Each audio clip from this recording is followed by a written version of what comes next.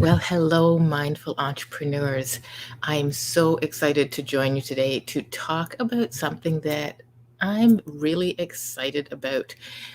It is the basis of achieving the impact that you want to. It is the foundation of having those years where every moment just comes alive instead of those years where you look back and you say, where did the time go? This sexy and exciting thing I'm talking about is creating a concrete written plan. I know that for many people, they hesitate. Many of you don't have a business plan, or if you do have a business plan, you created it originally in order to get funding to participate in a program that you wanted to be part of, not so much to design and implement the impact that you want to have in your business. And so if you have that plan, it may sit on a shelf gathering dust. It might be somewhere in an old backup of a hard drive that you have from long ago, but it is not a living, vibrant document. And for those people who don't have a business plan, it can be very challenging then to do an annual plan. And instead of doing that annual plan, you may find yourself in the trap of making New Year's resolutions. And if you're the kind of person who finally says, I don't do New Year's resolutions, good for you. New Year's resolutions and planning are not the same thing. The processes are very different. An annual plan very seldom is announced with a glass of champagne in 30 seconds as the clock strikes midnight. It is about really gearing up, stepping into creativity, and creating something powerful with yourself, your team, your virtual advisory board or virtual board of directors input, and really looking at the data, another great sexy number. I love data, to make solid, wise decisions so that you can take that passion, that vision, pump it back up again, and then create a backward engineered, mathematically logical ease and momentum path to getting from here to there. So let's dive into some of the content today. I'm going to be touching on a template that I've created for you as well. It is an annual plan template, kind of blends a few things. It has a little bit of stepping back and grabbing what would be in your business plan, that grabs financial statements as well as some of the more soft skill side of things that you've noticed throughout the year. And we'll bop in and out of that as we go through the podcast today.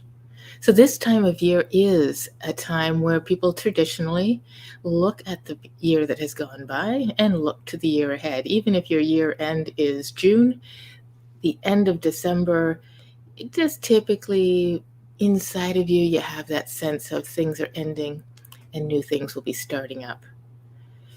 Taking this time and actually scheduling in a block of time, and you hear me talk about time blocks all the time, not a let's hope I find time between meetings, not maybe I'll get to it on Saturday, but a block of time during your work week. Maybe one of the days that you do not see clients. So if you're a Monday no clients person, put in the whole day. If you can set aside 2 days during this holiday season to really double down on planning, it will serve you incredibly well in the year ahead.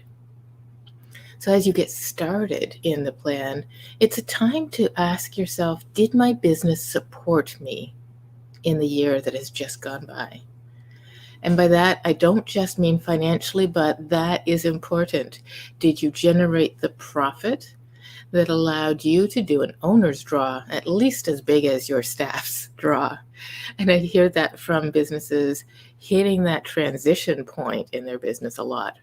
Right? The business is starting to grow, they're working harder, and the cash flow is a little bit spunky. It's got the growth is costing you enough that you're dialing back what you can draw from the business.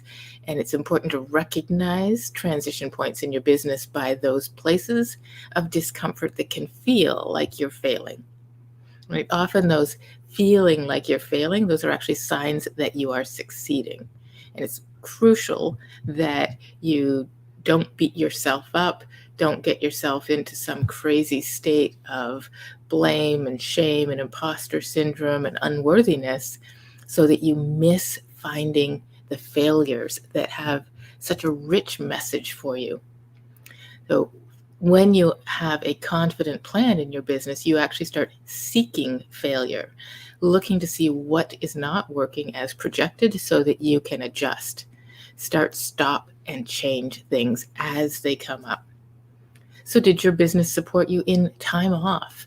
Were you able to put boundaries around your workday so that you would show up at work without the guilt of not spending time with your family, and show up with your family and not have the guilt of feeling like you should be at work, that you're behind, that you've got deadlines, and that things are piling up on you? So amounts of time off, as well as that quality of time off in which you get to be truly present with your family. I hear that story over and over again, that my business name of Mindful Entrepreneur, one of the reasons that it attracts people is, you know, you're not being mindful anywhere. You're out doing your sport, and even with your body active and your brain active, even in a team environment, you're like, oh, I should be at work, or I should be spending time with my kids, not out playing and recreating, or recreating, as some people call it, because you're recreating that sense of self and removing stress. If you can't be mindful in those moments, that doesn't really qualify as your time. It doesn't qualify as time freedom. And as you look at your plan, time freedom and financial freedom may not even be equal. You may find that time freedom would be an even stronger priority for you. Because when you think back to when you started your business, that's kind of part of it, isn't it? Right? You wanted that flexibility and that ability to really give hard for a few years and see the payoff after 3 years of starting to distance yourself from operations, distance yourself from management, and step into the business leader that you envisioned back then. So, are you making the impact that you want to make as well? Did your business support you in standing out in the marketplace in a way that let you be powerful, let you use your genius zone and your strengths to have a deeper impact on your customers and clients and on the community around you? Were you able to physically give your time as well as your money to those charities that matter in your heart? And this is also a time where we hear a lot from charities, and it's a time, because of the winter months, that some of our charities need us even more. Are you able to do that with your business?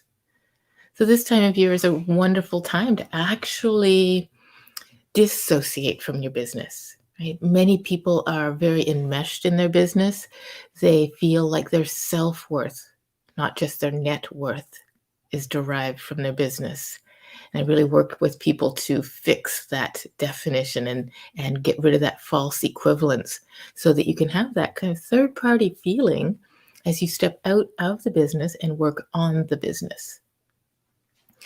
Time that is set aside now to look for those successes and celebrate them. You learned so much this year. During the pandemic, we are learning things we didn't think we would even need to learn. But you're naturally also learning as you evolve in your business and you really understand the benefits that your business brings, whether during pandemic time or back when business as usual was happening. You still have that benefit you deliver, and you may have discovered ways to bring that benefit more strongly and in new ways. Annual planning time is also a time to set aside shifting your business. During the year, you may have found you're adding services, adding extra products, serving in a different way, and you've been adding it on to how you had been doing business. This is the time to look at your business model, see all the products and services, the structure of what you are doing and how you are doing it, and notice that there are some things that it would be appropriate to stop doing. Because as you add in that temptation of just holding on to the old while adding in the new, it is crazy making behavior. If you've been doing this during the year and you're experiencing more stress, and more stress than the satisfaction of the new ways of being have created. Oh, I guess I should close Outlook, shouldn't I? There we go. Close that down. If you have been noticing that crazy making behavior, the stress of adding new things without changing or removing the old things, then this is a beautiful time of year to notice it may be about shifting, letting go of what is not serving you, and then doubling down on what is, not both at the same time. This is also the time to check on your vision again, the why that you started your business, the view you had of what true success in your business will be like, and pump it back up again. I remind people that we are humans, and as humans, we need to be aware that know thyself doesn't just mean know who you are. It also includes knowing how your brain works. And I'm not a neuroscientist, but I do a lot of reading and studying on this.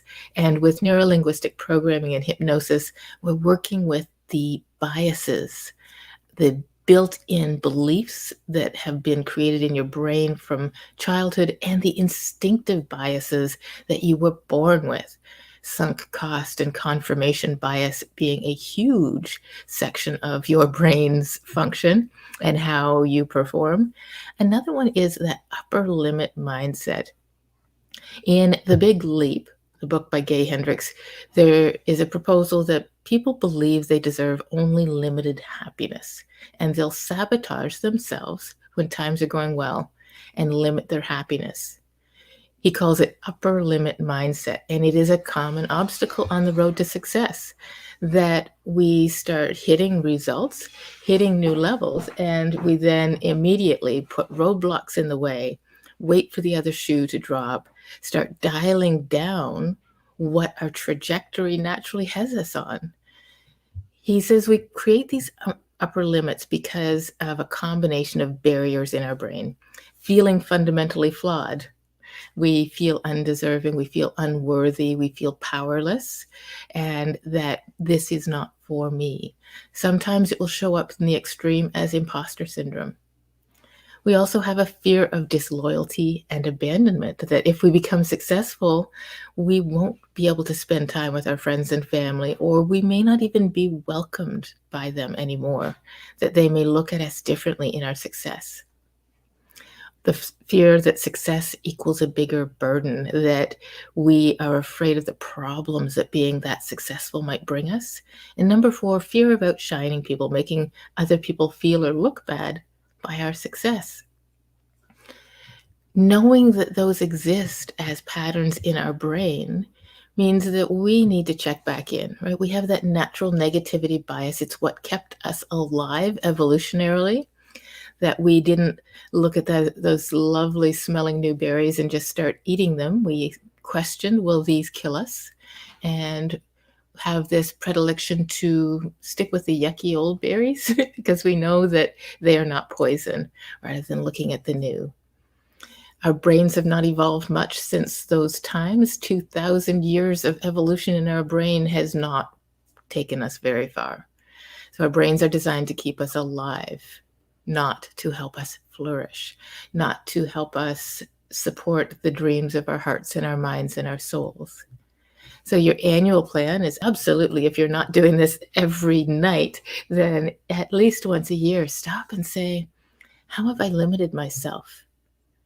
What goals have I dialed back because of stress, overwork, not noticing that invisible transition point in my business and feeling like I'm failing, not reaching out for expert advice to help me get over that hump fast, right?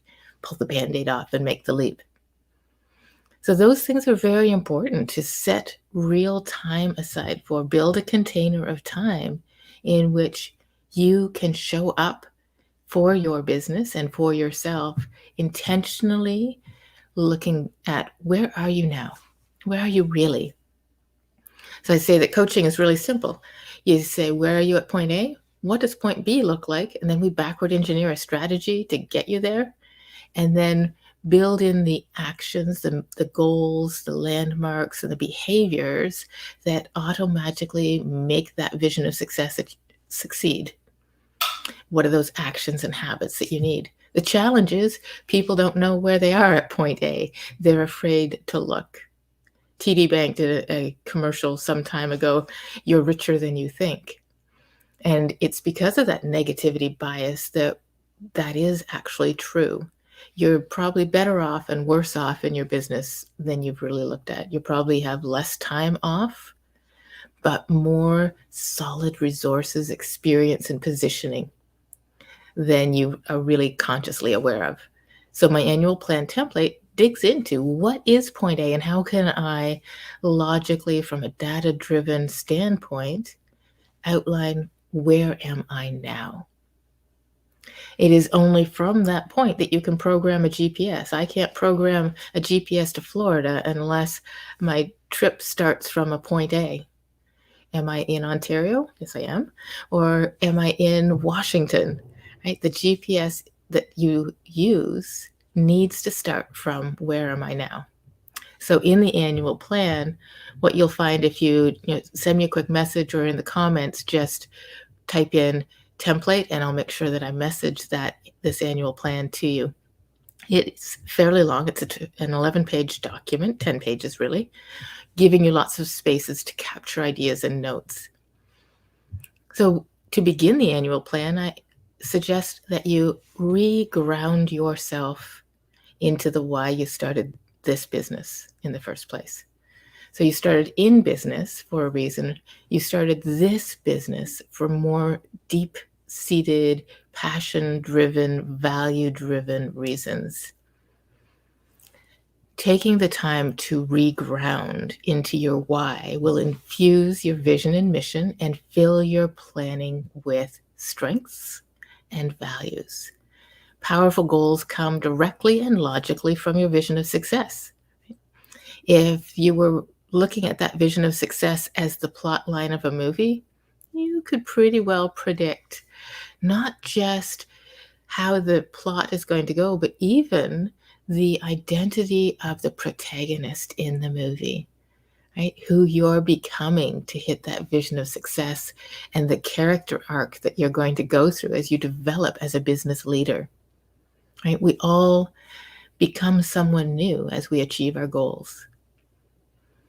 It allows us to step more fully into that confident, bold, and brilliant self that is inside and become more decisive, become a better communicator, a stronger visionary leader that is able to inspire and support people, right? These aren't skills we're born with. These are things that we need to reach out to people. And even from that standpoint of, yes, you know your business very well, but unless you're a CFO, you may not understand how to generate more profit from your revenue. You may not understand which of your products or services are the most profitable and how to streamline some of your expenses so that for the same amount of work and the same number of clients, you can have increases in your profits of 20, 30, 40% just by reaching out to those experts who can help you. So honoring who you are and the business that you are building and the person you are becoming makes it safe for you to reach out for advice, makes it less vulnerable to seek out the experts and advisors and get their input on this annual plan that you're working on. So in the first page of your annual plan, I suggest you rewrite your company vision. Think back to when you first started, why you created the company, what impact you want to have in your community, your industry, and your marketplace over the next 10 years. The impact you want that to have on your life, your family life, how you support the people around you, maybe aging parents, maybe your children, maybe your spouse, and the fun that you want to have, the ways that you want to play. So those two visions of the company vision and your vision of true success, time and financial freedom that you want to generate. Remind yourself of your company vision. How do you do things differently, right? Starting from this context is very important. And then dive into your core values, your corporate values. What are the top 3 to 5 values that you want to shine through and that you focus and commit to shining through in your company? And how do people know that those are your values? How do they experience those values? This is an important part of point A because it is your origin story. It's where you are coming from. Then in the next page, we get into some of the inputs. Review your 3-year and 10-year vision goals and make sure you tie the emotion to those little tiny tasks that get you these big results. Everything you do in the coming year, even the grunt work, even the tedious stuff, even the stuff you're a little scared of, when you add the emotion of what you're building to it, it makes it more desirable for your brain to engage with in a positive fashion. Then look at your year-on-year financials, review your findings, see what has been working from that data standpoint, not from a gut feeling, even though your gut might be mostly right. Doing that solid concrete check so that your heart and your mind and your gut brains are all aligned and saying, yes, this is where we are. Look at any survey results. And if you don't have any surveys of customers or team members, look at your testimonials, your Google reviews, your complaints and suggestions from clients. These are great to review and notice any trends or themes. This may be a good time if you're to reach out and survey your top 10 or 12 customers and get some of their feedback on what are you doing well? What would they like to see more of? What could you just stop doing that they don't even value that you've been assuming that you need to keep doing? Important data because we make a lot of assumptions in business if we sit in the vacuum. So then look back at that year and say to yourself, what went well? Celebrate it, appreciate it, and recognize your achievements. Thank your clients, thank your referral partners. Notice who were your top referral partners. Who supported you most in your business? Who are your raving fans and your colleagues that have been so supportive? Look at how much time you have spent with them over the past year, and that may become one of the goals that you insert into the coming year is spending more time with the people who are already generating business for you. Instead of continually reaching out to meet new people, look at those relationships first. Then describe your learnings from the previous year. So yes, this is where we're looking for some failures. We're looking for things that went wrong as well. What went right that you didn't expect to go so well? What performed as expected? And what just didn't fly? What did you do? And realistically, in the last year or two, you may have been trying a few pivots, and some of them worked and some of them did not. So even if you invested in equipment and software and hardware to pivot into something, if it's not working, now is the time to say, I will not be ruled by sunk cost bias. This is not working. It's taking time and not generating the results. This is when we stop doing that. Also notice what were your most valuable products and services and what were your most valuable client types? What was those valuable clients' common issue or concern that they brought to the table, the thing they said they wanted? Not what you did yet, but what they said they wanted. What made them pick up the phone? What made them reach out now, today? That information is very valuable in the marketing plan that you put together, the goals that you may refine for the year ahead. And ask yourself some questions. You'll often hear that this is a good time of year to do a SWOT analysis, which sounds kind of big and overwhelming. But at this point in your business, you could just ask yourself a few simple questions about how the pandemic has impacted your organization. What new opportunities did it give you that you've taken advantage of? Not just how it harmed you, but what it opened up. How people being comfortable meeting you on Zoom, saving money on travel, saving the time of driving from client to client. Maybe even not having to staff your organization in the way that you used to. How has that created opportunities that you may choose to keep, even as or if we put the pandemic and the shutdown and the restrictions in the past? How has it made you stronger over the last year? What has happened in your business that have helped you develop strengths? What issues have come up, and how are you going to manage those? Is it time to reach out for some mentorship, some coaching, some advice in order to really take an issue and turn it into a strength in your company, a way that you can distinguish yourself, differentiate yourself in the market? Because other people, your competition, are maybe facing similar issues. How you respond to it is what sets you apart. Look at who your power partners have been and how you can maybe create bigger win-win-wins in collaboration with your partners. And really look at that start, stop, keep. Right? In that context, what services, activities, maybe there are some things that you should delegate or dump from your own time log of what you're up to. Look back at your calendar over the last month and notice how much of that time might have been better spent in another way. Perhaps more time working on the business instead of just in the business, maybe less time in operations, and what would be needed to have that happen. Also, in this context, what skills or new talent needs to be developed in your organization, and how does your existing team need to be developed? How do you want to grow personally? What would help you become a more confident business owner, being that visionary and really taking the time to work on the business? So if at the beginning of this recording you heard me say, maybe schedule this for a day when you don't see clients, if you don't have a day like that where you don't communicate with clients, that might be a place to look at and say, how can I shift out of that employee mindset that I've spent so much time in as I grew my business and into business owner mindset, so that I understand that my value doesn't come from doing the work for the client, but in creating the business, in positioning it, and bringing in visibility, credibility, and performance into the business, building my team, building my connections. How could you develop yourself for the year ahead? Perhaps some of that may be communications. Often I'll meet a business person who says, if I just didn't have to do sales, my business would be so much more enjoyable. I hate sales. I'm terrible at it.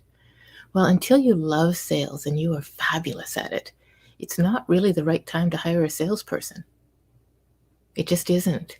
If you don't know what it takes to create a wonderful sales conversation and talk to the people who have the need that your company serves and allow them to get service from your company, then you don't really understand what's needed to do sales.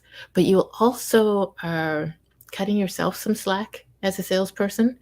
And very often what I've seen is that the person you hire is going to be way too much like you, and you'll cut them the same kind of slack. So you'll still have the same problem, but now you'll be paying a salary, possibly some commissions to keep the old problems that you had. So that might be a personal development opportunity. And then from this, there's a page in the template of just creating that one-page business snapshot. It's not a business plan. It is a where am I in my business stage? There are transitions within business. You do your startup and you're in surviving mode. And then as you get noticed, you go to stable, and then you become a scalable business, and then eventually a saleable business. Each of these transition points are very intentional and require time, money, and effort working on the business to make them happen.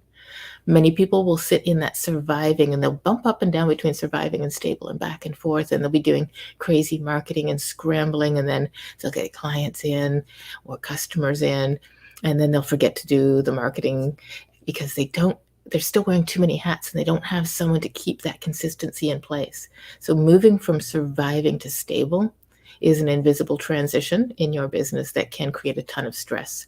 Moving from stable to scalable, same thing. Scalable to saleable is generally a more enjoyable transition that you go through, and one that people are more open to looking for and looking at and committing time, energy, and resources to. So, what business stage are you at? And how have you covered off the risk for the stage that your business is at? What's your lifestyle like now? Are you drawing enough money to cover your lifestyle goals right now? What goals do you have in the near future for your lifestyle? Maybe travel, that might be coming back, or maybe something in a staycation style, or some hobbies that you might be thinking it would be great to start taking up this year. Right? We work to live, we don't live to work. So, how is your lifestyle design driving your business design? How is your legacy coming? Are your kids protected? Is their future prepared for? Is there a way that you want to contribute in your community to the local college, to one of the charities? How is your progress on that? Have you made plans yet? At the level of business success you're at now, where could you be in those plans? How much time freedom do you have as the owner of your business? How systemized is your lead generation system, your sales system, your follow-up processes, onboarding the clients so that they are engaged and responsible for the work that you're engaging in together? How have you systemized operations so that your client delight system has anything extra that you intend to do with a client built into the process instead of falling prey to feature creep and scope creep? Do you have your customer relationship management system up to date, and is it performing for you? What's your capacity now? If I sent you 100 new leads, what would be the impact on your sales team, your operations, your lifestyle, your stress, and your family? What if I just sent you 10 new leads of ideal clients? Are you able to manage them? How many current leads do you have and are able to manage each week? And what would need to happen to be able to take on that expanded level of service? So a ton of great things to dive into as you are exploring the next year in your business. So now at this point, you have a really good sense of point A. Where am I now? And we're on about page 5 of the plan. So we're halfway through is point A. Right? Knowing where you are now is really the most critical place to be able to design in where you want to go and what your theme will be for this year. Right? After you've had that realistic look at your business, you'll know more about what theme's appropriate for the year ahead. So you're not getting the cart before the horse, right? We talked about those stages of business going from survival to stable to scalable. You don't want to skip stable. Right? You don't want to try to scale your business before you have really powerfully positioned yourself, identified your core processes and differentiators, systemize them so that you don't scale garbage. You don't scale headaches and problems. You don't want to skip a step. So even from those 3 stages, knowing where are you growing to, if you have been hitting survival issues in this past year, then you're aiming for stable this year. So as you look at that, you recognize you need powerful positioning in order to be stable. You need to have developed your power partners. So power positioning and power partners might be your theme for the year ahead. Designing your signature process, your way of doing things, really identifying your differentiators. I know with eco insulation, one of the things that we talked about in blown in attic insulation was just the fact that we staple rulers on every upright in the attic. So you are getting full depth of insulation all the way across, which in the industry is actually exceptional. What makes you exceptional? Have you captured it and are you telling people about it? Or is this the year in which you identify your core differentiators and ensure that your brand encapsulates them? Once you've identified your theme for 2022, now you want to get into what are your priorities. Ask yourself questions first. Question storm before you brainstorm. Ask the obvious, but then the outrageous questions so that you are taking yourself out of status quo. Status quo is a real challenging bias to overcome, and brainstorming often holds you in how do we achieve a goal that we've already determined, as opposed to question storming, which encourages cross pollinating from other industries. Um, what are circuses doing this year and how are they planning for 2022? If we had this happen, what would that cause? If I dropped 100 leads in your lap, if we took your 2020 goal, your financial target for 2022, and we 10x'd it, how would that change all of the logistics, right?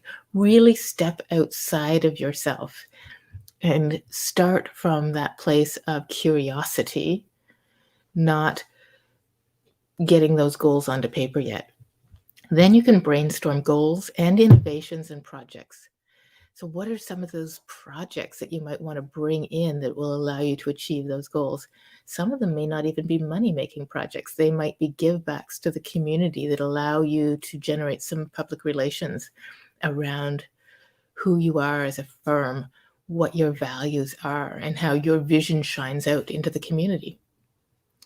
Then generate 20 ideas of goals and innovations and projects that could meet that theme and your financial targets for the year, both of those pieces. And then evaluate each of them based on their impact, how easy they are to execute, and get your top 3 to 5 priorities that are just going to naturally bubble up from that will have the best impact. You cannot do all of the things. You need to set priorities. This is how you master your calendar and you master your year. You cannot manage time, but you absolutely can manage priorities. You can also, as the owner of the company, manage the activities that you're doing versus those that you're farming out, delegating, or hiring. These are really key things for you to take the time now, at this very appropriate time, when people are expecting announcements next year about how you're doing things differently, updates for your company, new innovations, rolling that in. Even as simple as deciding as the owner of the company, when do you talk to clients and when don't you? How do you talk to clients? Perhaps you have been managing customer relationships and it's time to have a customer relationship manager, a project manager in place to do that one-on-one care so that you then become that next level up, right? You take that flat organization of you and the employees and add a middle layer of management in between you and that front line of work. Next, you turn these into SMART goals. You've heard about SMART goals, and if you've had SMART goals and you just think they're stupid, right, because you've done the work but then not achieved them, you need to recognize that the part of your brain that sets goals and the part of your brain that achieves goals are not the same part. So if you have challenges along this, do reach out.